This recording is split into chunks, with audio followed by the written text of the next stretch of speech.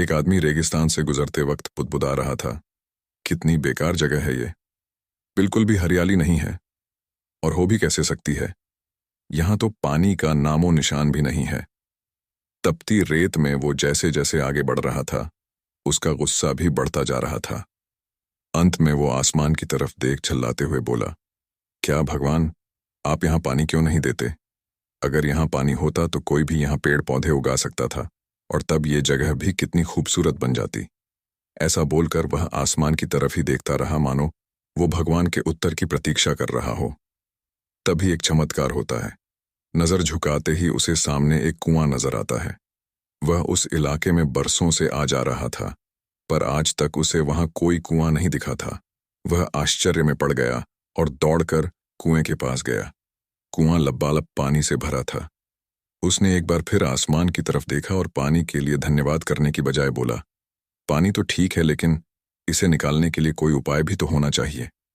उसका ऐसा कहना था कि उसे कुएं के बगल में पड़ी रस्सी और बाल्टी दिख गई। एक बार फिर उसे अपनी आंखों पर यकीन नहीं हुआ।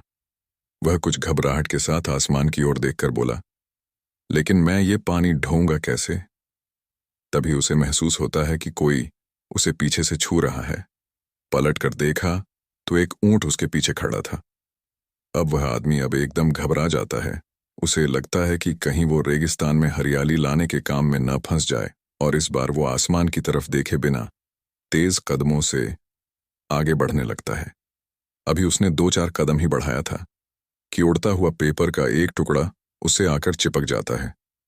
उस टुकड़े पर लिखा होता है, मैंने तुम्हें पानी दिया, बाल्टी और रस्सी दी, पानी ढोने का साधन भी दिया। अब तुम्हारे पास वो हर एक चीज है जो तुम्हें रेगिस्तान को हरा भरा बनाने के लिए चाहिए। अब सब कुछ तुम्हारे हाथ में है। आदमी एक क्षण के लिए ठहरा, पर अगले ही पल वह आगे बढ़ गया और रेगिस्तान कभी भी हरा भरा नहीं बन पाया। सीख, कई बार हम चीजों के अपने मन मुताबिक न होने पर दूसरों को दोष देते हैं।